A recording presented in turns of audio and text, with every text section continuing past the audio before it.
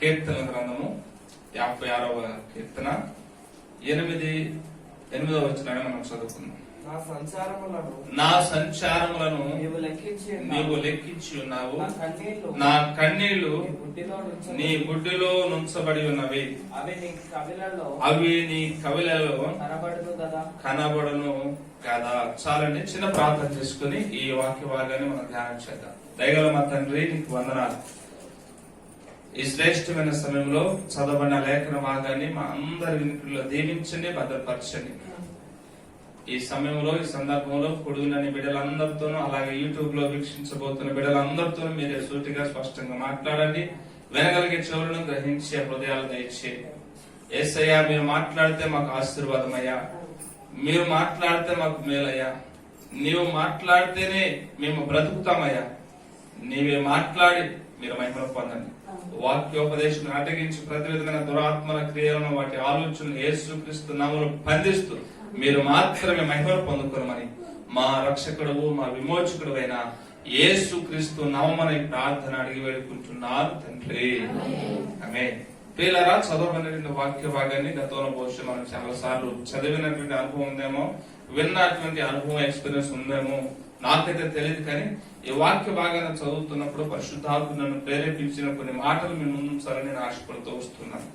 దావీదు యొక్క జీవితంలో కన్నీళ్లు కార్చినటువంటి సందర్భాలు చాలా ఉన్నాయి. ఒక సందర్భంలో ఆయన అంటాడు, నా కన్నీటితోనట నా పడక పొట్టుకొని పోతుంది అని ఒక కీర్తనలో రాస్తాడు. అది అలంకార పదం సుమ. కన్నీటితో ఏ పడకగా పొట్టుకొని పోదు గాని అలంకార పదంలో అలాగా వ్రాసాడు దావీదు. అలాగే మనం చదువుకున్న ఈ వాక్య భాగం గమనిస్తే, నా సంచారములను నీవు లెక్కించి ఉన్నావు, నా కన్నీళ్లు నీ గుడ్డులో ముంచబడి ఉన్నవి, అవి నీ కవిలలో కనబడను కదా అని మనం చదువుకుంటున్నాం. దావీదు కనుక మన ఎదురు పడితే, దావీదుని కనుక మనం ఈ విధంగా అడిగితే, ఏమయ్యా దావీదు, నీకు ఏమైందయ్యా, అంత కన్నీరు కాచవలసిన పరిస్థితి నీకు ఎందుకు వచ్చిందయ్యా? నీవు చిన్ననాడే దేవుని చేత అభిషేకించబడ్డావు, ప్రవక్త అయిన సమయాల చేత అభిషేకించబడ్డావు, మరి గొలియాతును సంహరించావు, ఆ తర్వాత రాజుగారి యొక్క కొలువులో చేరావు, నీ పరిస్థితి అంతా బాగానే ఉంది కదా అని బహుశా అతని బాహ్య రూపాన్ని చూసి మనం గనక అడిగితే దావీదు చెప్పే సమాధానాలు ఎలా ఉంటాయి తెలుసా? దావీదు చెప్పే సమాధానం ఎలా ఉంటుందంటే, నేను నా తండ్రికి పుట్టినటువంటి సంతానంలో చిన్నవాడు, 8వ వాడు. అయితే నా తండ్రికి పుట్టిన కుమారులు అందరూ బాగా చదువుకొని మిలిటరీలో ఉద్యోగాలు సంపాదించారు. కానీ నా కర్మేంటూ నాకు చదువు పెద్దగా అబ్బలేదు. బడికి పంపించాడు కానీ మా నాన్నగారు నా కర్మ కొద్ది చదువు పెద్దగా అబ్బలేదు. ఏదో అక్షరాలు మాత్రం ఏదో రాయడానికి నేర్చుకున్నానే తప్ప అంతగా చదువు అబ్బలేదు. కాబట్టి మా నాన్న నన్ను చెదరించుకొని, దరిద్రుడా నీలాంటి నా కడుపు చెడగొట్టాడు రా, అందరూ బాగా చదువుకున్నారు, ప్రయోజకులు అయ్యారు, మిలిటరీలో ఉద్యోగాలు సంపాదించారు, సౌలు గారి యొక్క సైన్యంలో వాళ్ళు అధికారులుగా ఉన్నారా, పరాక్రమశాలు రా, నువ్వున్నావు ఎందుకు చదువు సందే లేదు, ఇదిగో గొర్రెల కాయని నన్ను ఎందుకు ఒక పనికిరాని వ్యక్తిగా గొర్రెలు కాయడానికి పెట్టాడయ్యా, నా బాధ నీకేం తెలుసు అనేవాడే. దావీదు బహుశా మన మధ్యలో ఉంటే, దావీదు అయ్యా నీకేం కష్టం అని అడిగితే, నీకెందుకు కన్నీరు అని అడిగితే దావీదు ఇదే మాట చెప్పుండేవాడు. ఇక అంతటితో నా బాధ అయిపోలేదు, కానీ నేనేదేక నాకు అప్పగింపబడిన ఆ మందని చక్కగా కాసుకుంటూ ఉంటే, రకరకాల పోరాటాలు, సింహాలు, ఎలుపుబంటూ నా మందల మీద కొడుతూ ఉంటే, నా దేవుడు కృపను బట్టి జయించుకుంటూ ముందుకు సాగిపోయారు. అలాగ ఒక సందర్భంలో మా నాన్న కొంత ఆహారాన్ని ఇచ్చి, అన్నలు సైన్యంలో వాళ్ళు కష్టపడుతున్నారా, శత్రువు మీద పోరాడుతున్నారని వెళ్లి వాళ్ళకి ఆహారం ఇచ్చినామంటే, నేను అక్కడికి పోతే మా అన్న పెద్ద నన్ను వట్టి పుణ్యానికి అపార్థం చేసుకుని, ఎరా నీకు ఎంత పొగరు అని అపార్థం చేసుకుని భయంకరంగా దూషించాడు, తిట్టాడు. నేనేమి చేయలేదు అక్కడ, అన్ని ఒప్పుకున్నాను. మరి అలాంటి సందర్భంలో కన్నీరు గారవకుండా ఎందుకు ఉండగలుగుతాను? నా మీద ఎలాంటి తప్పు లేకుండా, నేను ఏ తప్పు చేయకుండా ఉచితార్థంగా నన్ను తిడతా ఉంటే, బహుశా దావీదు ఆ సందర్భంలో మనమే దావీదు ప్రశ్నిస్తే, మిమ్మల్ని ఎవరైనా ఉచితార్థంగా అంటే మీరు కన్నీళ్లు కావరా అని బహుశా అడుగుతాడేమో. నేను ఎందుకు కన్నీళ్లు కారుస్తున్నాడు? ఉచితార్థంగా నా అన్న నా ప్రేమే ఏమీ లేకుండా వచ్చినందుకు, యుద్ధాన్ని చూస్తున్నందుకు నన్ను తిట్టాడు, నన్ను తక్కువవాడిగా చేశాడు అని తన బాధ వ్యక్తం చేసేవాడు. ఆ తర్వాత సమూయేలు అనే ప్రవక్త మా ఇంటికి వచ్చి దేవుడు అభిషేకించినటువంటి ఒక వ్యక్తి మీ కుటుంబంలో ఉన్నాడు, అభిషేకిస్తానికి నేను వచ్చానయ్యా అన్నప్పుడు మా తండ్రి నేను ఒకడు ఉన్నానన్న సంగతి కూడా తెలియకుండా, వాడు పనికి మాలు వాడయ్యాని వాడి పేరు కూడా చెప్పకుండా, ఇదిగో వీరే నా కుమారులని 7 నేను వరుసలో నిలబెట్టినప్పుడు ఆ పరిస్థితి, ఆ సన్నివేశం తలుచుకుంటే దుఃఖం రాకుండా ఉంటుందా? ఎందుకమ్మా కన్నీళ్ళు రావు, ఎందుకు కన్నీళ్ళు వస్తున్నాయని నువ్వు అడుగుతున్నావే, ఎందుకమ్మా కన్నీళ్ళు వస్తున్నాయని నువ్వు అడుగుతున్నావే? మరి 7 కుమారుల్లో నేను కూడా ఒక కుమారునే కదా, నా పేరు అసలు తలవడానికే ఇష్టపడకుండా పాస్టర్ గారు వచ్చినప్పుడు, ప్రవక్త గారు వచ్చినప్పుడు, అయ్యా వీరే నా కుమారులు వెళ్ళ ఎవరో ఒకళ్ళు దేవుడు ఎన్నుకొని ఉంటాడులే అని అంటే దాని అర్థం ఏంటి? నేను ఎందుకు పనికిరాని వాడినే కదా, చిన్న చూపు చూసి నా పేరు కూడా చెప్పడానికి ఇష్టపడలేదు.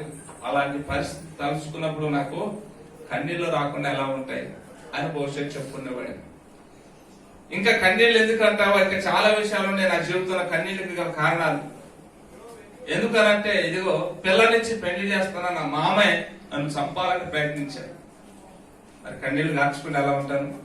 పిల్లనిచ్చి పెళ్లి చేస్తాను, ఇదిగో దావీదు గొలియాతును చంపినాడు కంటే నేను దేవుని నామాన్ని బట్టి వెళ్లి గొలియాతుని చంపానే గాని, లేకపోతే రాజుగారికి అల్లుండయి చంపాలనే కోరిక పుట్టలేదు నాకు. కానీ చేసినటువంటి మేలుకు ప్రతిగా కీడు నా వెంట వస్తా ఉంటే నేను ఏడవకుండా ఎలా ఉండగలుగుతాను, కన్నీళ్లు దాచుకుని ఎలా ఉండగలుగుతాను అని భవిష్యత్తు చెప్తూ ఉండేవాడు. ఇక దేవుని మహాకృప బట్టి నేను రాజుగా దేవుని చేత నియమింపబడిన తర్వాత నాకు వచ్చిన పోరాటాలు ఇక అన్ని కావు. ఆ పోరాటాలన్నింటినీ తలంచుకున్నప్పుడు నేను కన్నీళ్లు విడవకుండా ఎలా ఉండగలుగుతాను అని బహుశా ఇంకా రకరకాల కారణాలు దావీదు చెప్తూ వస్తుంది. అయితే ఇన్ని కారణాలు చెప్తూ కూడా దావీదు ఒక ఆశ్చర్యకరమైన మాటను అంటున్నాడు. ఏంటంటే మనం చదువుకున్నాం కదా, నా సంచారములను నువ్వు లెక్కించి ఉన్నావు, నా కన్నీళ్లు నీ బుట్టిలో నుంచబడి ఉన్నవి, అవి నీ కవిలలో కనబడును కదా అని అంటున్నాడు. దేవునికి స్తోత్రం. ప్రియులారా, ఆయన మాటలు వింటున్న దేవుని బిడ్డలారా గమనించండి, మన కన్నీళ్ళట దేవుని దగ్గర ఒక బుట్టు ఉంటుందంట, ఆ బుట్టులోనట దాచబడతా ఉన్నాయట. హల్లెలూయా. ఒక సంతోషకరమైన వార్త ఏంటంటే మనం పాడినటువంటి పాటలు ఏవి కూడా అక్కడ దాచిపడి లేవట. మనము దేవుని కొరకు ఎంత ఘనకార్యం చేసినప్పటికీ దాని గురించినటువంటి పెద్దగా అవగాహన ఏం లేదు అంటే, కానీ మనమట కన్నీళ్లు గారుస్తున్నప్పుడట దేవుడట తన దగ్గర ఉన్నటువంటి ఒక బుడ్డిని తీసుకుని ఆ బుడ్డిలో ఆ కన్నీటినట నిలవ ఉంచుతూ ఉన్నాడట, వాటిని కౌంట్ చేస్తూ ఉన్నాడంట. ఎందుకు తెలుసా? నీవు ఎంతగా భూమి మీద కన్నీరు గాల్చినా ఆ కన్నీటికి భూమి మీదను ప్లస్ పరమందును తగిన ప్రతిఫలం ఇవ్వటం కొరకు అది కౌంట్ అన్న సంగతిని మనం గుర్తించాం. దేవునికి స్తోత్రం. కొన్నిసార్లు మనం అనుకుంటున్నాము మా కన్నీళ్ళు ఎవరో చూడలేదండి, మా కష్టాలు ఎవరో చూడలేదు, మమ్మల్ని ఎవరు ఆదుకోవట్లేదు అనుకుంటున్నామేమో. కానీ దేవుడు అంటున్నాడు, నీ ప్రతి కన్నీటి బొడ్డు నా దగ్గర నేను తూకం వేసి ఆయన చూసుకుంటూ ఉన్నాడట. హల్లెలూయా. దావీదు యొక్క జీవితంలో తన యొక్క అనుభవాన్ని ఇక్కడ జ్ఞాపకం చేస్తున్నాడు. నా సంచారములన్నిటిని ఆయన లెక్కిస్తూ ఉన్నాడట. అలాగే ఆయన కన్నీటి బొట్టులన్నిటిని కూడా బుడ్డులోనట ఆయన దాస్తూ ఉన్నాడట. మన యొక్క కన్నీరు ఎంత ఆ బుడ్డులో పెరుగుతా వస్తే, మన బుడ్డులో అంత పెరుగుతా వస్తే భూమి మీద ప్లస్ పరమందో ఇహమందో అంత ఆశీర్వాదం దేవుడు మనకి అనుగ్రహిస్తానన్నది ఆయన యొక్క వాగ్దానం. హల్లెలూయా. కాబట్టి మనం ఇప్పుడు కూడా మన కన్నీరు వృధా అయిపోతుంది, మనం దేవుని సన్నిధిలో కాలుస్తున్న కన్నీటికి సరైన ప్రతిఫలం రావట్లేదని ఎప్పుడు ఎవరు అనుకోకండి. దేవుడు మనకు ప్రతి కన్నీటినట్టు ఆయన ఒడిసి పడుతున్నాడట. హల్లెలూయా. ఆ మధ్యకాలంలో వర్షపు నీటిని నిల్వ ఉంచుకోవాలని రకరకాలుగా ప్రచారాలు చేశారని, ప్రతి అపార్ట్మెంట్ కి ఇంకుడు గుంత ఉండాల్సిందే అని ఒక రూల్ చేశారు. అపార్ట్మెంట్లు కట్టుకోవడానికి పర్మిషన్ వెళ్ళినప్పుడు పర్మిషన్ ఇచ్చే అధికారులు ఖచ్చితంగా ఈ యొక్క ఆర్డర్ ని పాస్ చేశారు. మీరు ఎంత పెద్ద అపార్ట్మెంట్ అయినా కట్టుకోనండి, మీ అపార్ట్మెంట్ మీద పడుతూ ఉన్నటువంటి ప్రతి నీటి చుక్క కూడా మీ అపార్ట్మెంట్ దగ్గరే ఇంకుడు గుంతలు తీసి ఆ ఇంకుడు గుంతలో దిగిపోవాలి. ఎందుకంటే ఆ నీరు ద్వారా మరలా మన భవిష్యత్తుకి అది ఎంతో ఆశీర్వాదం. మీరు వృధాగా రోడ్ల మీద మురుకాళ్ళు వదిలేస్తే అది ఎక్కడికో వెళ్ళిపోయి సముద్రంలో కలుస్తుంది. తద్వారా మనము నష్టపోతాం, మనము కష్టాలు పాలవుతాం. మనం నివసిస్తున్న అపార్ట్మెంట్ లో బోర్లు వేస్తే నీళ్లు మరలా మనకి అందనటి పరిస్థితి అని ప్రభుత్వం వారు ఒక చట్టాన్ని తీసుకుని వచ్చి ఖచ్చితంగా అపార్ట్మెంట్ కి ఒక ఇంకుడు గుంతను ఏర్పాటు చేశారు. అపార్ట్మెంట్ అన్నిటికీ ఒక ఇంకుడు గుంతను ఏర్పాటు చేసి నీటి బొట్టులు అన్నిటిని కూడా మనిషి తన ఉపయోగం కొరకు వాడుకోవాలని ఒక ఆలోచన కలిగి ఒక తెలివిని కలిగి ప్రయత్నం చేస్తే దేవుడు ఇలాంటి ఆలోచన చేయట్లేదు, కానీ మనిషి హృదయ అంతరంగం నుంచి వచ్చేటువంటి ఆ కన్నీటి బొట్టులన్నిటిని కూడా ఒక బుడ్డులో ఆయన నిలవుంచి, ఈ కన్నీటికి గల కారణం ఏమైంటది, ఈ కన్నీటిలో ఎంత శాతము మనోదుఖం ఉందని గ్రహించుట కొరకట దేవుడు ఒక బుడ్డుని ఏర్పాటు చేసి ఆ బుడ్డులో మన ప్రతి కన్నీటిని కౌంట్ చేస్తా ఉన్నాడట. హల్లెలూయా. అందుకే నేను అంటాను ఎప్పుడు కూడా కన్నీరు చాలా విలువైంది. అనవసరమైన వాటికి కన్నీరు గర్చకండి అంటారు. కన్నీరు చాలా విలువైంది. కొంతమంది అవసరమైన దానికి కాలుస్తారో లేదో తెలియదు, కానీ దేవుని సన్నిధిలో వారికి కలిగిన నింద, వేదన, లేకపోతే వారికి కలిగిన కష్టాల నిమిత్తం కన్నీరు కాలుస్తారో లేదో నాకు తెలియదు, కానీ కొంతమంది ఎవరైనా వాళ్ళని తక్కువగా చేసి చులకనగా మాట్లాడితే ఎక్కడ లేని కన్నీళ్ళని వలవల కారిపోతాయి. జాగ్రత్త సుమా, ఆ కన్నిటికి విలువ ఉండదు. ఆ కన్నిటికి విలువ ఉండదండి. యేసయ్య సన్నిధానంలో నశించిపోతున్న ఆత్మ కొరకు కార్చే కన్నిటికి బహు విలువ ఉంటుంది. యేసయ్య సన్నిధానంలో నీ యొక్క ఆధ్యాత్మ జీవితం ఇంకా బలపడాలి, అయ్యా నన్ను దీవించు, నన్ను ఆశీర్వదించు, నన్ను కృపావరాల చేత నింపు, ఫలింపచేయని కన్నీరు గాచితే దానికి ఇంకా గొప్ప విలువ ఉంటుంది. దేవా, నేను నీ కొరకు ఏదో ఒకటి చేయాలని ఆశ కలిగి ఉన్నా, నాకు సహాయం చేయి, నీ నామ మహిమపరచడం కొరకు అని కన్నీళ్లు గారిస్తే ఆ కన్నిటికి చాలా విలువ ఉంటుంది. రేనాడ్ బోంకే అని ఒక దైవజనుడు సువార్తను ప్రకటిస్తూ ఉంటే, ఆయన సువార్త సముద్ర తీరంలో సభలు పెట్టి సువార్తను ప్రకటిస్తారట. చాలా మంది కుంటి వాళ్ళు, గుడ్డి వాళ్ళు బాగుపడి సంతోషంగా ఇంటికి వెళ్ళారట. మరుసటి రోజున మున్సిపాలిటీ కూడా వచ్చి ఆ సముద్రం ఒడ్డునట కర్రలు, కుంటోళ్ళు, గుడ్డోళ్ళు అందరూ వచ్చి కర్రలు వేసుకుని వచ్చారు. కర్రలన్నీ అక్కడ విడిచిపెట్టేసిపోతే ఆ కర్రలన్నీ కూడా ఒక లారీకి అయ్యాయట. హల్లెలూయా. ఒక లారీకి అయ్యాయట ఆ కర్రలన్నీ కూడా. వాళ్ళందరికి షాకు. అరే, కర్రలన్నీ కుంటోళ్ళు వాడతారు, గుడ్డోళ్ళు వాడతారు, ఇవన్నీ ఇక్కడ వదిలేసిపోయారు, వాళ్ళందరూ ఏమైపోయారు, చచ్చిపోయారా, గొప్పదేసి సముద్రంలో పడిపోయి అనుకున్నారట. లేదయ్యా, రాత్రి దైవజనుడు రైనాడ్ బొంకే ఒక దైవజనుడు వచ్చి ఈ ప్రాంతంలో సభలు పెట్టాడు. ఆ దైవజనుడు ప్రార్థన చేయగా కుంటోళ్ళు, గుడ్డోళ్ళు అందరూ మారు మనసు పొంది వాళ్ళకి స్వస్థత కలిగి ఈ కర్రలతో అవసరం లేకుండా వాళ్ళు వెళ్ళిపోయారయ్యా అన్నప్పుడు పోలీసు వాళ్ళు, ప్రభుత్వాలు సైతం ఆశ్చర్యపోయారట. ఆ రోజు ఆ దైవజనుడు ఇక విమానం ఎక్కి మళ్ళా ప్రయాణమై వేరే తమ స్వదేశం వెళ్తున్నప్పుడు ప్రభువా, ఈ ప్రాంతంలో ఇంత గొప్ప అద్భుతం చేసావా, ఇదంతా నా ద్వారానే అవునా అన్నట్లుగా మనసులో ధ్యానం చేస్తా ఉంటే దేవుడు అంటాడట, పిచ్చోడా నీ ద్వారా కాదురా అన్నాడట. నీ ద్వారా కాదురా పిచ్చోడా, నీ ద్వారా కాదు అంటే, అవునా ప్రభు, మరి ఎలా జరిగిందయ్యా, నేను రాబట్టే జరిగిందంటే, లేదన్నాడు. మరి ఎలా జరిగిందయ్యా అంటే, నీకంటే 10 సంవత్సరాల కంటే ముందు డేవిడ్ లివింగ్స్టన్ అనే ఒక దైవజనుడు ఇదిగో ఈ ప్రాంతం అంతా తిరిగి సువార్త పాటించాడు. ఈ ప్రాంతం అంతా తిరిగి ప్రజల కొరకు కన్నీరు గార్చాడు. ఈ ప్రాంత ప్రజలందరూ కూడా తన గుండెలు అవిసేటట్లుగా, ఒక సైడ్ ఉన్నటువంటి గుండె మరొక సైడ్ కు జరిగిపోయేంతగా గుండెలు అవిసేటట్లుగా ఆయన ప్రార్థించి కన్నీరు విడిచి చనిపోయాడు. ఆ కన్నీటి యొక్క ప్రభావం నేటి దినాన ఇంతమందిని నేను బాగు చేశాను, నీ గొప్ప అనుకుంటున్నావా, నోర్మి అన్నాడు. దేవునికి స్తోత్రం.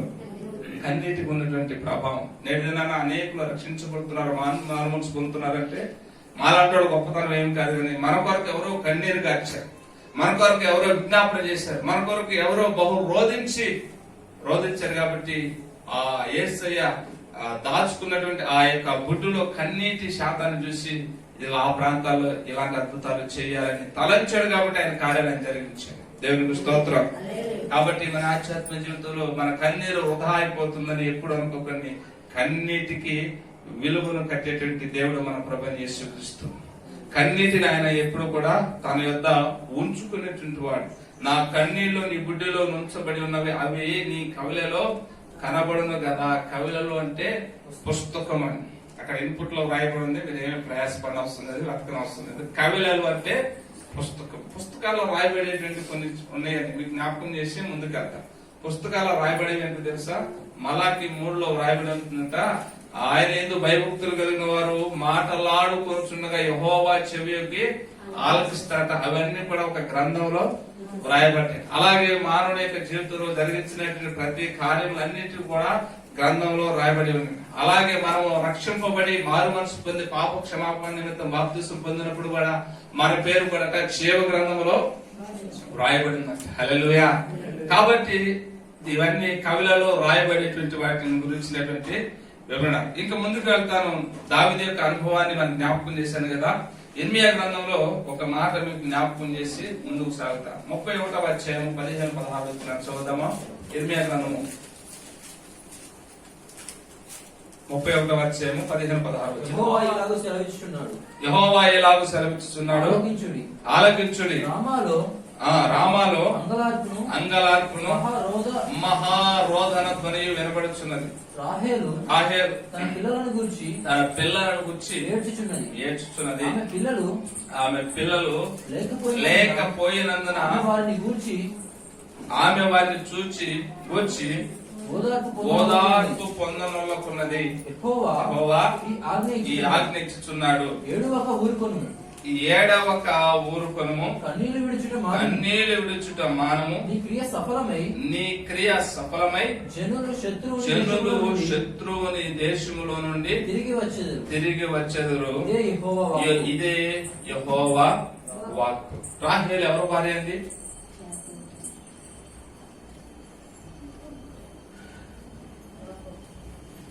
రాహేలు ఎవరు భార్య అని ఒక ప్రశ్న వేశారండి. మీరందరూ ఎక్కడే ఉన్నారో లేదో తెలుసుకుందాం. యాకోబు భార్యనా? నిజంగా ఏమైనా సందేహం ఏమైనా ఉందా? సందేహమే లేదు. యాకోబు భార్య రాహేలు. రాహేలుకి పిల్లలేరా? ఎందుకు ఏడుస్తుంది? పిల్లలేరా? 12 ఇద్దరు బిడ్డలు పుట్టారు కదండి. ఇద్దరు పుట్టారు. ఇక్కడ రాహేలు తన కడుపున పుట్టిన బిడ్డలు లేరనో లేకపోతే వాళ్ళు ఏదో అయ్యారనో ఏడవట్లేదు. కానీ ఇక్కడ ఆత్మీయ కోణంలో మనం అర్థం చేసుకోవడం ప్రయత్నించాలి. రాహేలు యాకోబు యొక్క భార్య. యాకోబుని దేవుడు దీవించి ఇశ్రాయేల్ గా మార్చాడు. ఇశ్రాయేల్ ప్రజలందరూ కూడా 70 సంవత్సరాలు ఇర్మియా ప్రవచించిన ప్రవచన నెరవేరినట్లుగా 70 సంవత్సరాలు బబులోను దేశంలో బానిసలుగా ఉన్నారు. కనుకనే ఆ సందర్భాన్ని జ్ఞాపకం చేసుకుంటూ ఇర్మియా ఈ సందర్భాన్ని రాస్తూ, ఇదిగో ఓదార్పు పొందనొల్లక ఇశ్రాయేలు కన్నీళ్లు విడుస్తూ ఉన్నాడు అనేటువంటి సందర్భాన్ని జ్ఞాపకం చేశాడు. అయితే ఆ 70 సంవత్సరాలు పూర్తయిన తర్వాత దేవుడు వారిని జ్ఞాపకం చేసుకున్నాడు. ఈ 70 సంవత్సరాల లోపు వాళ్ళు రోధిస్తూ వచ్చారు, కన్నీళ్లు గారుస్తూ వచ్చారు. అయ్యా, మా పితరులు చేసిన దోషం ఏదైనా ఉంటే దయతో క్షమించండి అని వాళ్ళు రోధిస్తూ వచ్చినప్పుడు ఆ 70 సంవత్సరాల పరిపూర్ణత కలిగినప్పుడు దేవుడు ఇర్మియా ద్వారా పలకబడినటువంటి వాక్యం ఏంటంటే 16వ వచనాన్ని, యెహోవా ఈ ఆజ్ఞ ఇచ్చుచున్నాడు, 7వ ఊరుకొనుము, కన్నీళ్లు విడుచుట మానము, నీ క్రియలు సఫలమై జనులు నీ శత్రువుని దేశములో నుండి తిరిగి వచ్చెదరు. ఇదే యెహోవా వాక్కు. హల్లెలూయా. కన్నీటికి ఎంత గొప్ప విలువ ఉందో ఒకసారి జ్ఞాపకం చేసుకున్నాం. కన్నీళ్లు కొన్నిసార్లు నిష్ప్రయోజనమైన వాటి కొరకు కార్చకూడదు, కానీ అవసరమైన వాటి కొరకు కన్నీళ్లు గారిస్తే దానికి తగిన ప్రతిఫలం ఒకానొక దినాన ఖచ్చితంగా మనము పొందుకుంటాము. అయితే ఈ 70 సంవత్సరాలు ఐగుప్తు చెరలో ఉన్న బబులోను చెరలో ఉన్న ప్రజలు విడిపించడానికి దేవుడు అద్భుతమైన ప్రణాళికను జరిగించాడు. ఎంతటి అద్భుతమైన ప్రణాళికను జరిగించాడంటే ఒక అన్యుడైనటువంటి రాజును ప్రేరేపించాడు. మనం కనుక యెజ్రా గ్రంథం 1వ అధ్యాయం 1-2 వచనాలు చదివితే ఆ సంఘటన కనపడుతుంది.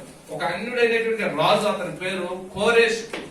అతడు పారసీక దేశానికి చెందినటువంటి కోరేష్ బబులోను సామ్రాజ్యాన్ని 4 రాజులు పరిపాలించిన కాలంలో ఆ ఇశ్రాయేలు ప్రజలందరూ కూడా బానిసత్వంలో మగ్గుతున్నప్పుడు ఈ రాహేలు అంటే ఆత్మీయ కోణంలో ఇశ్రాయేలు ప్రజలందరూ అనే అర్థమని వాళ్ళు ఏడుస్తూ కన్నీరు కాచుతున్నప్పుడు దేవుడు ఇచ్చిన వాగ్దానం, 7వ ఊరుకొనుము, కన్నీళ్లు విడుచుట మానము, నీ క్రియల యొక్క ఫలితము సంపూర్ణమైంది, ఇక నేను విడిపించడానికి సిద్ధంగా ఉన్నానని దేవుడు వారికి వాగ్దానం ఇచ్చాడు. వాగ్దానం ఇచ్చిన తర్వాత అన్యుడైనటువంటి ఒక కోరేష్ అనే రాజును దేవుడు ప్రేరేపించాడు. యెజ్రా గ్రంథం 1:1-2 వచనాలు చూద్దామా. పారసీక దేశపు రాజైన కోరేషు ఏలుబడిలో మొదటి సంవత్సరం ముందు ఇర్మియా ద్వారా పలుకబడిన, జాగ్రత్తగా మాటలు గమనించి, ఇర్మియా ద్వారా పలకబడిన తన వాక్యమును నెరవేర్చుటకై యెహోవా పారసీక దేశపు రాజైన కోరేషు మనస్సును ప్రేరేపింపగా అతడు తన రాజ్యమందంతటా చాటింపు చేయించి మూలముగా ఇట్లు ప్రకటన చేయించాను. ప్రకటన చేయించిన పారసీక దేశపు రాజైన పారసీకపు దేశపు రాజైన కోరేషు ఆజ్ఞాపించినదేమనగా కోరేషు ఆజ్ఞాపించినదేమనగా ఆకాశమందుని దేవుడైన జాగ్రత్తగా మాటలు గమనించాలి. ఆకాశమందుల దేవుడైన యెహోవా యెహోవా లోకమందున్న లోకమందున్న సకల జనములను నా వశము చేసి యూదా దేశమందున్న యెరూషలేములో తనకు మందిరమును కట్టించమని నాకు ఆజ్ఞ ఇచ్చి ఉన్నాడు. కావున మీలో ఎవరు ఆయన జనులై ఉన్నారు వారు యూదా దేశమందున్న యెరూషలేమునకు బయలుదేరి యెరూషలేములోని దేవుని మందిరమును అనగా ఇశ్రాయేలీయుల దేవుడైన యెహోవా మందిరమును కట్టవలని వారి దేవుడు వారికి తోడైయుండును గాక. ప్రియులారా, ఈ వచనాలు మీరు తర్వాత ఇంటికి వెళ్ళి చదువుకోరండి. ఇర్మియా ద్వారా ప్రకటించబడినటువంటి ప్రవచనాలన్నీ నెరవేరినట్లుగా ఒక అన్యుడైనటువంటి రాజును దేవుడు ప్రేరేపించి, కోరేష్ అనేటువంటి ఒక రాజును ప్రేరేపించి, ఇది ఒక కన్నీళ్లకు ప్రతిఫలంగా ఆనాడు ఇశ్రాయేలు ప్రజలందరూ చెరసాలలో లేకపోతే బానిసత్వంలో బబులోను సామ్రాజ్యం మ్రగుతున్న సందర్భంలో దేవుడు ఒక కోరేష్ అనేటువంటి రాజును, బబులోను సామ్రాజ్యం పరిపాలించినటువంటి రాజులలో నాలుగో వాడైనటువంటి కోరేషు ఆ బబులోను సామ్రాజ్యాన్ని ఆక్రమించుకుని అక్కడ రాజుగా ఏలుతున్న సందర్భంలో జరిగిన సంఘటన. దానియేలు కాలంలో మొదటి రాజు నెబుకద్నెజరు, రెండవ రాజు వాళ్ళ కుమారుడైనటువంటి బెల్షాసరు, మూడవ వాడేమో మాదీయుడకు దర్యావేషు, మూడవ రాజు మాదీయుడకు దర్యావేషు, నాలుగవ వ్యక్తి కోరేష్. ఈ కోరేష్ కాలంలో వీరి యొక్క మరలకు, వీరి యొక్క కన్నీటికి జవాబుగా దేవుడు ఈ మాటను సరించి ఒక అన్యుడును దేవుడు ప్రేరేపించాడు. దేవునికి స్తోత్రం. కొన్నిసార్లు దేవుడి పిల్లలకు సహాయం చేయడానికి దేవుడు మనకు అసలు పరిచయం లేని వ్యక్తుల్ని, లేకపోతే బహు విగ్రహారాధికులైనటువంటి వ్యక్తుల్ని దేవుడు ప్రేరేపించి మనకు ఆయన హస్తం ఇది నాది అని సూచనగా కొన్నిసార్లు మనకి సహాయం అందిస్తా ఉంటాడు. కనుక కొన్నిసార్లు ఎటు నుంచి మనకు సహాయం వస్తుందో మనకు తెలియదు కదా. దేవుడు చేయదలుచుకుంటే అది ఎటు నుంచి అయినా మనకు సహాయము అందించగలుగుతాడు. ఏలియాను పోషించిన దేవుడు ఆకాశం నుంచి కాకోలములు, ఒక కాకి కాదండి, ఒక కాకి కాదు, కాకోలముల చేత, అంటే ఎన్ని కాకులు వచ్చాయో, ఎన్ని రొట్టెలు తీసుకుని వచ్చాయో, ఎన్ని మాంసం మొక్కలు తీసుకుని వచ్చాయో మనకు తెలియదు. కానీ దైవజనుడైన ఏలియాను పోషించడానికి కాకోలములకు దేవుడు ఆజ్ఞాపిస్తే ఫుల్ డైట్ ఫుడ్ అన్నమాట ఏలియా జీవితంలో. దేవునికి స్తోత్రం. రొట్టె మాంసము మంచి శ్రేష్టమైనటువంటి ఆహారం ఆనాటి దినాల్లో కావచ్చు, ఈనాటి దినాల్లో కావచ్చు. కనుక కాకులు దేవుడు ప్రేరేపించినట్లుగా అన్యుడైనటువంటి కోరేషు రాజును ప్రేరేపించే కోరేషి తన నోటి నుండి సాక్ష్యం పలుకుతా ఉన్నాడు. ఏమన్నా తెలుసా? భూమి ఆకాశం సృష్టికర్తైన దేవుడు ఇదిగో మీ మందిరం కట్టడానికి నన్ను ప్రేరేపిస్తున్నాడు. మీరు అందరూ కూడా వెళ్ళండి, మందిరం కట్టడానికి మీరు ప్రణాళికలు చేయండి, నేను మీ అందరికి సహాయం చేస్తాను. నాకు అధికారం ఇచ్చినటువంటి వ్యక్తి కూడా దేవుడే అని సాక్ష్యం ఇస్తున్నాడు. కొన్నిసార్లు కొంతమంది చిత్రంగా ప్రార్థన చేస్తూ ఉంటారు. ఎందుకంటే ప్రభుత్వాలు క్రైస్తవానికి వ్యతిరేకంగా కొన్ని పనిచేస్తున్నప్పుడు వాటిని నిలవకూడదని, వాటిని కొలగొట్టేయాలని ప్రార్థన చేస్తూ ఉంటారు కొన్ని సందర్భాలు. కానీ దేవుని యొక్క వాక్యం ఏం చెప్తుంది తెలుసా? కలిగి ఉన్న అధికారం ఏదైనా సరే అది దేవుని ద్వారానే వాళ్ళకి అనుగ్రహించబడతా ఉంది. దానియేలు గ్రంథంలో రాజు నెబుకద్నెజరు గురించి రాయబడి ఉంటుంది. ఒకరిని గద్దె నెక్కించుట, ఒకరిని గద్దె దింపుట అది కేవలం దేవుని వశంలోనే ఉందని ఆయన నెబుకద్నెజరు సాక్ష్యం ఇస్తా ఉంటాడు. నెబుకద్నెజరుని దేవుడు ఏం చేశాడంటే గడ్డి పశువు వలె గడ్డి మేయటు గట్ట అడవికి అప్పగించాడంట. నెబుకద్నెజరు రాజు అయ్యుండి దేవుని యొక్క వాక్యానికి వ్యతిరేకంగా ప్రవర్తించినప్పుడు అతను అధికారిగా ఉన్నాడు, అన్యుడిగానే ఉన్నాడు. అయినప్పటికీ దేవుడు కలుపు చేసుకుంటే ఎంతటి గొప్ప అధికారులు సరే గడ్డి వేయవలసిన స్థితికి నేను తీసుకుని వస్తానని సూచనగా తెలియజేశాడు. కనుక కలిగి ఉన్న అధికారం ఏదైనా అది దేవుని చేత మాత్రమే కలుగుతుందన్న వివేకం కలిగి మనం ప్రార్థించగలిగితే మనకి ఆశీర్వాదం. హల్లెలూయా. దేవుని వాక్యంలో మనం చదువుతున్నాం. సామెతలు 23 మొదటి వచనం. 23 మొదటి వచనం ఏమని రాయబడి ఉంది? నీవు ఎలికతో భోజనము చేయకూర్చునే ఎడల 21 మొదటి వచనం. యెహోవా చేతిలో రాజుల హృదయములో నీటి కాలువల వలె ఉన్నాయి. ఆయన తన చిత్త వృత్తి చొప్పున వాటిని దేవుని చేతుల్లో అధికారుల యొక్క ఆలోచనలు తలపులు అన్ని కూడా ఉన్నాయి. కనుక దేవుని వల్ల కలిగింది అధికారం తప్ప అది ఏ నరుని వల్ల కలిగింది కాదు. ఆనాడు ఇశ్రాయేలు ప్రజలు కన్నీరు కాల్చుకున్నప్పుడు ఆ కన్నీటిని దేవుడట తన యొక్క కవుల్లో రాసుకున్నాడు, తన గుడ్డులో దాచుకున్నాడు. కనుకనే వాళ్ళ కన్నీటికి ప్రతిఫలంగా ఒక అన్యుడైన రాజును ప్రేరేపించాడు. మనకు తెలీదు, మనం కన్నీరు కాల్చుతూ దేవునికి మొరపెడుతున్నప్పుడు ఒక అన్యుడైనటువంటి వ్యక్తిని దేవుడు ప్రేరేపించి మనకు సహాయం చేయించడానికి దేవుడు పంపించవచ్చు. హల్లెలూయా. ఓ పాస్టర్ గారు ఒక సాక్ష్యం చెప్పారు. తను ఒక చిన్న మందిరం కట్టుకుందామని ఎంఆర్ఓ ఆఫీస్కి వెళ్ళి పర్మిషన్ కొరకు, అయ్యా నేను ఒక మందిరం కట్టుకోవాలనుకుంటున్నాను, నాకు మీరు పర్మిషన్స్ ఇవ్వండి అని పర్మిషన్ కొరకు 1-2 సార్లు ఆ ప్రాంతానికి వెళ్ళినప్పుడు సహా ఉద్యోగి అతన్ని 2-3 సార్లు ఆఫీసులో చూశాడట. సహా ఉద్యోగి 2-3 సార్లు ఆఫీసులో చూసి ఒకరోజు సడన్ గా ఆయన వచ్చి, అయ్యా నాకు పర్మిషన్ ఎంతవరకు వచ్చింది, నాకు మందిరం కట్టుకో పర్మిషన్ ఇస్తున్నారు కదా అని అడుగుతా ఉంటే ఆ సహా ఉద్యోగత ఇంత డబ్బులో కట్ట తీసుకొచ్చి ఆ దర్జన ముందు పెట్టి, అయ్యా ఇది మీరు మందిరం కడుతున్నారని విన్నాను, ఈ మందిరం కొరకు దీన్ని వినియోగించండి, ఈ 2 లక్షల రూపాయలు తీసుకొని మీరు మందిరం పనికి ఉపయోగించండి, నా కొరకు నా కుటుంబం కొరకు ప్రార్థన చేయండి. ఎవరు క్రైస్తవుడు కాదని మందిరం కడుతున్నాడన్న దైవజన నోటి నుంచి మాట విన్నాడు, పర్మిషన్ కోసం వచ్చాడు, తిరుగుతున్నాడన్న సంగతి తెలుసుకున్నాడు. ఒక 2 లక్షల రూపాయలు తీసి అమాంతంగా తన దగ్గర పెట్టి, అయ్యా నా కొరకు నా కుటుంబం కొరకు ప్రార్థన చేయండి, మీరు వచ్చి ఎందుకు అడుగుతా ఉన్నప్పుడు నాకు ఏదో ఒక ఇవ్వాలన్న ఒక తపన ప్రేరేపణ కలుగుతా ఉంది, ఎవరు నన్ను త్వరపెడుతూ ఉన్నారు, నువ్వు డబ్బులు నీ దగ్గర చాలా ఉన్నాయి కదా, ఏం చేసుకుంటావు, చస్తావా, చస్తే కట్టుకుపోతావా అన్నట్లుగా ఎవరు నాతో మాట్లాడుతూ ఉన్నారయ్యా, కనుక ఇది 2 లక్షలు నేను ఇవ్వడానికి నేను ఇష్టపడుతున్నాను, వీటిని తీసుకొని నా కుటుంబం కోసం నా కొరకు ప్రార్థన చేయండి అన్నదండి. ఆశ్చర్యం. అవునండి, కొన్ని ఆశ్చర్య కార్యాలు ఆయన మాత్రమే చేయగల దేవుడు. హల్లెలూయా. అందుకే ఆయన పుట్టక మునిపే బిరుదులు కలిగినటువంటి దేవుడు. ఆయన ఆశ్చర్యకరుడు, ఆలోచనకర్త, బలవంతుడైన దేవుడు, నిత్యుడకు తండ్రి, సమాధానమునకు అధిపతి. హల్లెలూయా. ఆశ్చర్యకరుడు, ఆలోచనకర్త, నిత్యుడకు తండ్రి, సమాధానకర్త. ఆశ్చర్యకరుడు, ఆలోచనకర్త, నిత్యుడకు తండ్రి, సమాధానకర్త. తన వంటి గొప్ప దేవుడు ఎవరు నాయనో, తన సాటైనా నీతైనా దేవుడు లేదేలో. తన వంటి గొప్ప దేవుడు ఎవరు నాయనో, తన సాటైనా నీతైనా దేవుడు లేదేలో. ఆశ్చర్యకరుడు, ఆలోచనకర్త, నిత్యుడకు తండ్రి, సమాధానకర్త. ఆశ్చర్యకరుడు, ఆలోచనకర్త, నిత్యుడకు తండ్రి, సమాధానకర్త. హల్లెలూయా.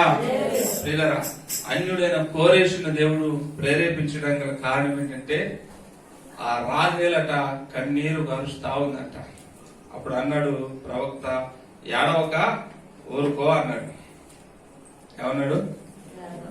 ఏడవక ఊరుకో. మీ పక్కన చెప్పండి, ఏమంటారు చెప్పండి అమ్మా, తప్పేం లేదు. ఇంతవరకు ఏడ్చేవేమో కానీ ఏడవక ఊరుకో. నా మాట కాదు, దేవుని వాక్యం ఉంది చూడండి. 16-31 యెర్మీయా గ్రంథం.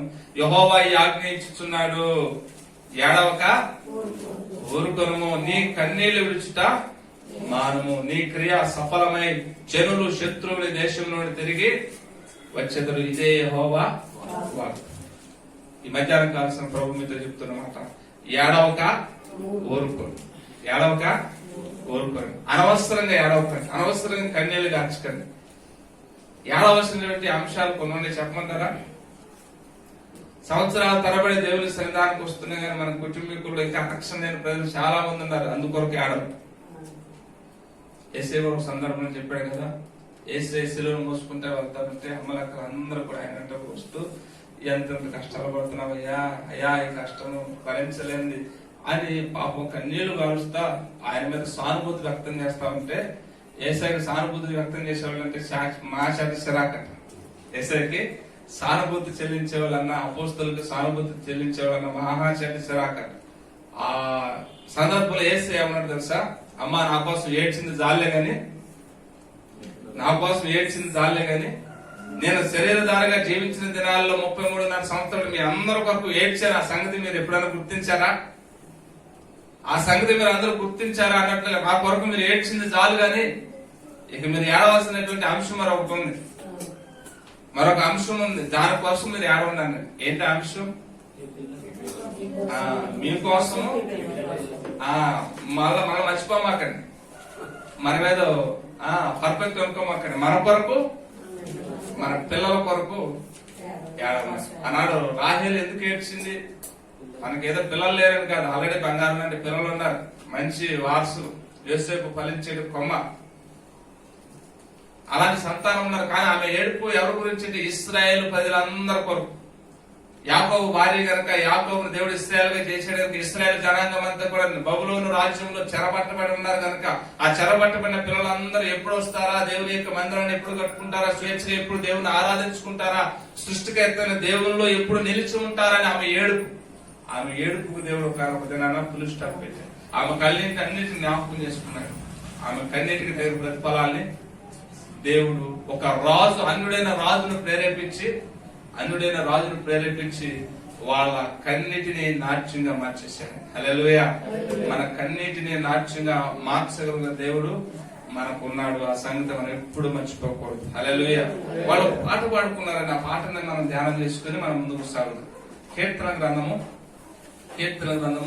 126వ కీర్తన.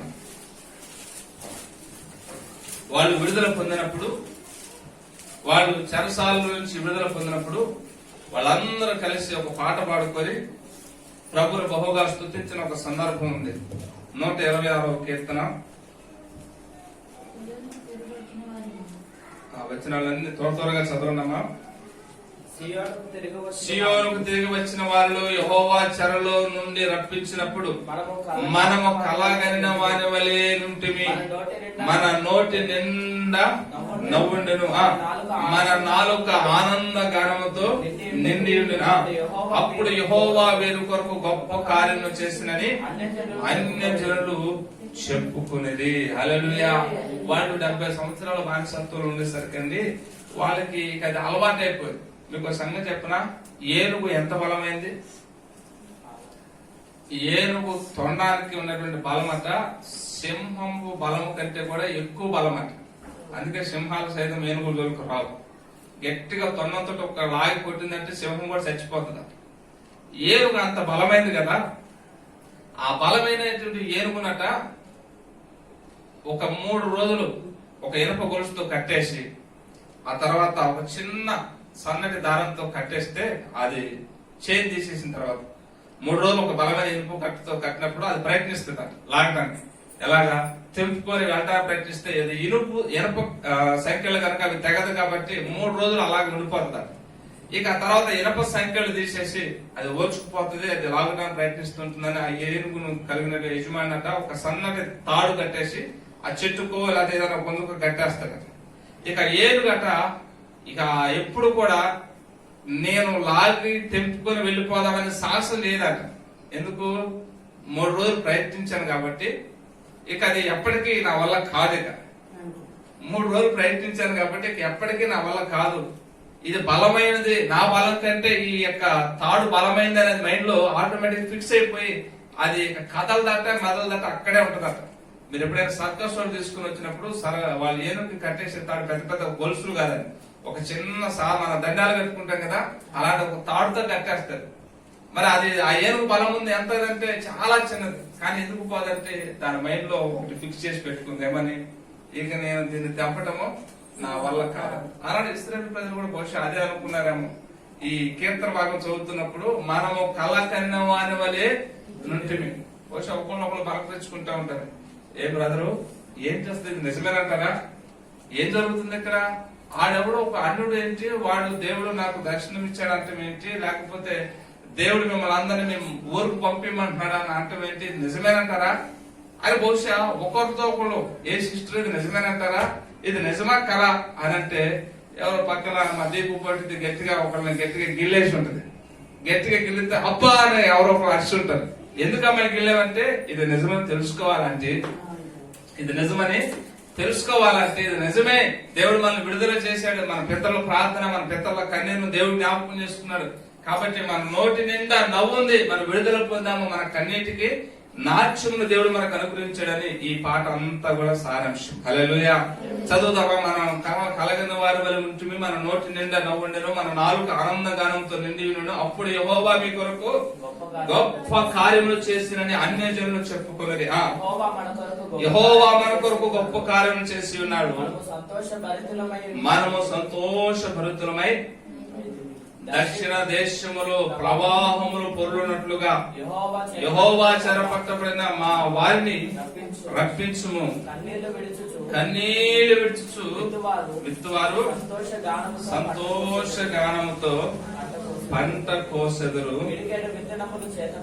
విడికెడు విత్తనములు చేత పట్టుకొని ఏడ్చుచు పోవు విత్తువాడు సంతోష గానము చేచు పనలు మోసుకొని వచ్చింది. హల్లెలూయా. ఇంకా మీకు సమయం లేదు కానీ చాలా విషయాలు నేను కోరేషు వారికి ఏ విధంగా పనలు లాంటి ఆశీర్వాదాలు ఇచ్చాడు. ఒకసారి యెజ్రా గ్రంథము 1వ అధ్యాయము 7వ వచనాన్ని ఒకసారి చదవండి. ఇంకా చాలా విషయాలు ఉన్నాయి. నుండి తీసుకొని వచ్చి తన దేవతల యొక్క ఉంచిన యెహోవా మందిరపు ఉపకరణములను రాజైన కోరేషు బయటకు తెప్పించాడు.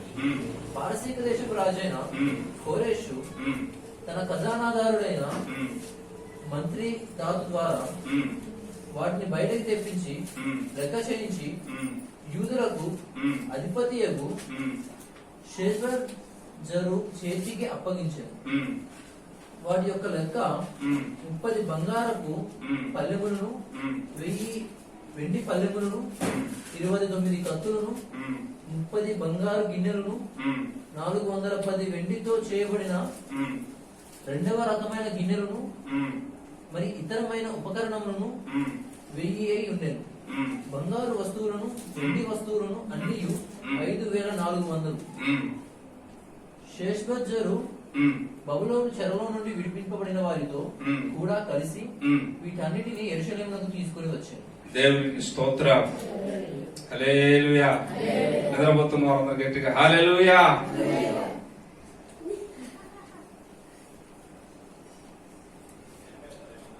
నాకు తెలుసు మీ బ్రతకంతా నాకు తెలుసు. ఐ మీన్ దేవుని సన్నిధానంలో ఉన్నారా, నిద్రావస్థలో ఉన్నారా నేను జాగ్రత్త సుమా నా మాటలు అపార్థం చేసుకున్నాకని. దేవునికి స్తోత్రం. దేవుడు మిమ్మల్ని అందరూ దీవించును గాక. కొన్నిసార్లు చరిత్రను అర్థం చేసుకోవడానికి కొంచెం టాలెంట్ ఉండాలి. చరిత్రలో కొన్ని విషయాన్ని మనం అవగాహన చేసుకోవడానికి కొంచెం ఎక్కువగా వాక్యం మీద ధ్యానం ఉండాలన్నమాట. దేవునికి స్తోత్రం. రాహేలు ఏడ్చింది. ఆ ఏడుపుకు ప్రతిఫలంగా ఏం చేశాడు దేవుడు అంటే, ఒక అన్యుడైన రాజు కోరేషుని దేవుడు ప్రేరేపించి వాళ్ళకి కావలసిన వాటిని అన్నిటిని ఆ బబులోను సామ్రాజ్యంలో నెబుకద్నెజరు అనేటువంటి రాజు యెరూషలేము దేవాలయాన్ని పాడు చేసి యెరూషలేములో ఉన్నటువంటి ఆ బంగారపు ఉపకరణాలన్నింటినీ, దేవాలయంలో ఉంచబడినటువంటి ఉపకరణాలన్నింటినీ కూడా తీసుకుని పోయి అక్కడ తాగుడు తందనాలు దొక్కినటువంటి పరిస్థితి మనకు బాగా తెలుసు. ఆ గిన్నెల్లో మద్యం పోసుకుని త్రాగుతూ ఉన్నప్పుడు దేవుడు కోపం వచ్చింది. నా మందిరంలో పాత్రలో మీరు మద్యం తాగుతారా అని ఒక వ్రాత గోడ మీద రాస్తా ఉంటే వాళ్ళకి అర్థం కాలేదు. దానిని పిలిపించుకున్నారు. అయ్యా ఈ రాత ఏందో రాస్తా ఉంది, ఎవరు లేరు, ఒక చెయ్యి మాత్రం రాస్తా ఉంది, ఆ రాత మాకు ఎవరికి అర్థం కాలేదంటే దానియేలు వచ్చి దాని వివరణ చెప్తాడు. నీ పని అయిపోయిందంట బిడ్డ, నువ్వు వస్తావంట, దేవుని పాత్రలో మందు పోసుకుని తాగుతున్నావంట, నీకు చావే శరణం అని అంటే, సరేలే ఏం చేద్దాం, దేవుడు చస్తానని చెప్పేద్దాం, చచ్చిపోదాలని ఆ మాట చెప్పినటువంటి ప్రవక్తకి సన్మానం చేసి మంచిగా కానుకలు ఇచ్చి పో బాబు నేను తెస్తాను అనుకున్నాడు. పశ్చాత్తాపడు అంటే బాగుండేది, కానీ పశ్చాత్తాపాలేదు. దేవుని పాత్రలో మందు పోసుకుని తాగినందుకు అయ్యా నాకు తప్పైంది, దయతో క్షమించమని దేవునికి నువ్వు ప్రార్థన చేయలేదు, నేను ప్రార్థన చేస్తాను అనుంటే బతికేవాడు. కానీ ఆ విధంగా పశ్చాత్తాపమైన ప్రార్థన చేయదు. అందుకే దేవుడు అంటాడు, దేవుని యొక్క దేవాలయం ఏదైనా ఉందంటే మన దేహం. మన దేహంలో ఆనాడు పాత్రలో మందు పోస్తేనే దేవుడు ఊరుకోవాలి. ఏటిలో వెండి బంగారు పాత్రలోనే మందు పోస్తే ఊరుకో. గుట్కా, ఖైని, పాన్పరాగు, సారాయి, మద్యం రోజున మనుషులు పోస్తా ఉన్నారు. దేవుడు ఊరుకుంటారా? లెవెల్లో పాడైపోతుంది. నా పేరు ముఖేష్ అండి. ఏంటి ఆడి పేరు ముఖేష్ అంట. నాకు వచ్చిన అనారోగ్యం కొరకు మా అమ్మ 2 చేతి గాజులు అమ్ముకున్నానండి. ఎందుకు ఆ దరిద్రం వాడికి? ముఖేష్ అంట. తెలిసాడు మీకు తెలియదా? మీరు ఇక్కడ లేరులేదు. దేవునికి స్తోత్రం. టీవీలో యాసిస్తారండి. ఇది టీవీలో ఎంటర్టైన్మెంట్ ప్రోగ్రామ్ చూస్తున్నప్పుడు కాసేపు మరి వాళ్ళు కూడా డబ్బులు ఇస్తారు కదా, వాళ్ళ యాడ్స్ కూడా చూపించుకోవాలి కదా. ఎవడో ముఖేష్ అట్ట, వాడు గుట్కా నవ్వులి గొంతు క్యాన్సర్ వచ్చింది. వాళ్ళ అమ్మ 2 చేతి గాజులు అమ్మేసట. మరి చూపించిన రోగం తగ్గలేదు. ఇంకెవరు కూడా దయచేసి గుట్కా తినకండి అని వాడు సంకేతం చేస్తూ ఉంటే మనోళ్ళు దాన్ని చూసి ఇంకా ఎక్కువగా తింటానే ఉన్నారు. మద్యపానం ఆరోగ్యానికి హానికరం. తాగితే నీ లెవర్లో పోతే, గుండె పోతుంది, నువ్వే పోతావురా, నీ రక్తం అంతా పాయిజన్ అవుతుంది అన్నట్లుగా సీరియల్లోను సినిమాల్లోను ప్రతి అటాచ్మెంట్ లో కాస్త గ్యాప్ వస్తే చాలు, ఆ సన్నివేశాల్లో తాగే సందర్భం వస్తే చాలు అక్కడ వేస్తూనే ఉంటాడు మద్యపానం ఆరోగ్యానికి హానికరం. కానీ మన బ్రదర్స్ మాత్రం ఆ మద్యపానానికి మాత్రం మానుకోలేక ఆనాడు నెబుకద్నెజరు కాలంలో వాళ్ళ కుమారులు పాత్రలోనే మద్యం పోసి త్రాగుతామంటే సహించలేని దేవుడు ఈ రోజున దేవుని ఆలయంగా ఉన్న మన దేహంలో మద్యం పోసి దేవుడు ఊరుకుంటాడా? అందుకే లెవర్లు పాడైపోతా ఉంది, అందుకే కిడ్నీలు పాడైపోతా ఉంది. కనుక దేవుని పెట్టారా, మన దేహమే దేవుని ఆలయము. దాన్ని జాగ్రత్తగా కాపాడుకుంటే మన నోటి నిండా నవ్వు ఉంటుంది. హల్లెలూయా. అది కాపాడుకోకపోతే ఏమవుతుంది? మన నోటి నిండా ఏడిపే ఉండాల్సిన పరిస్థితి. కనుక ఆనాడు ఇశ్రాయేలు ప్రజలు విడిపింపబడ్డప్పుడు ఇది కళా నిజమా, ఇది ఎలా జరిగింది, ఇది కళా నిజమా అని వాళ్ళు సంతోషిస్తూ ఆనందాలతో పాటలు పాడుతూ వారి యొక్క చిన్న సాక్ష్యాన్ని కూడా చెప్పారు. మేము కన్నీటితో విత్తాము, సంతోషంతో ఫలంలో కోసుకొని మరలా మా దేశానికి వెళుతున్నాం అంటున్నాడు. ఎలాంటి ఫలంలో మనం యెజ్రెయా గ్రంథము 1:7 నుంచి మనం చదివితే వాళ్ళు ఏవేవైతే శత్రువులు వాళ్ళ దేశానికి వచ్చి వాటినన్నిటిని స్వతంత్రించుకొని పోయి వాళ్ళ రాజ్యంలో పెట్టుకుని అపవిత్రపరిచారో వాటినన్నిటినీ వాటికి తోడు ఇంకాస్త కొన్నిటిని దేవుడు మరలా తిరిగి వాళ్ళకి అనుగ్రహించినట్లుగా మనం వాక్యంలో చూస్తూ ఉన్నాం. హల్లెలూయా. కాబట్టి కన్నీటికి ఎంత గొప్ప వాల్యూ ఉందో మనం గమనించాలి. దేవునికి స్తోత్రం. కన్నీటికి ఎంత గొప్ప వాల్యూ. దావీదు అందుకే కన్నీళ్ళు ఎక్కువగా గార్చాడట. ఓ భక్తుడు ఇలాగంటాడు, కన్నీటిలోనట 99% అట హృదయ వేదన ఉంటుందంట. 1% మాత్రమే నీరు. కన్నీటిలో 1% మాత్రమే నీరు ఉంటే 99% అట హృదయ వేదన, హృదయ ఆక్రందన ఉంటట. అందుకనే దేవుడు ఆ కన్నీటిని బాగా పట్టించుకున్న కన్నీటికి తగిన ప్రతిఫలాలు దేవుడు అనుగ్రహిస్తాడు. హల్లెలూయా. కన్నీటిలో ఎలలో నేనెంతో కృంగినను, కన్నీరు చూసువాడు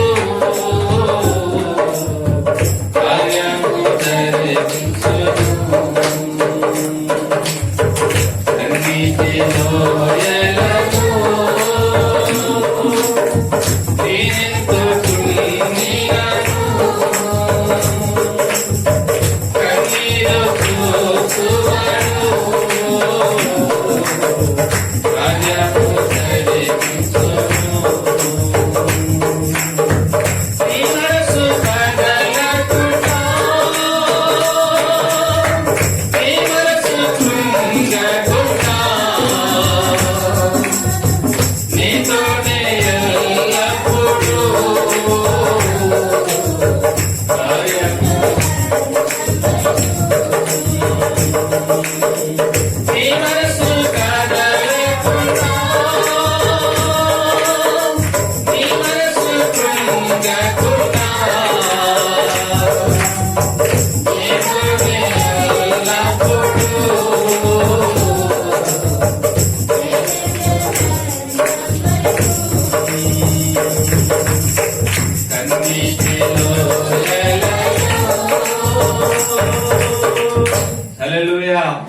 కాబట్టి కన్నీటికి దేవుడు ఎంత విలువ కడుతున్నాడో మనము చదవబడినటువంటి లేఖన భాగాన్ని బట్టి చెప్పబడినటువంటి మాటలను బట్టి మనం గ్రహిస్తాం.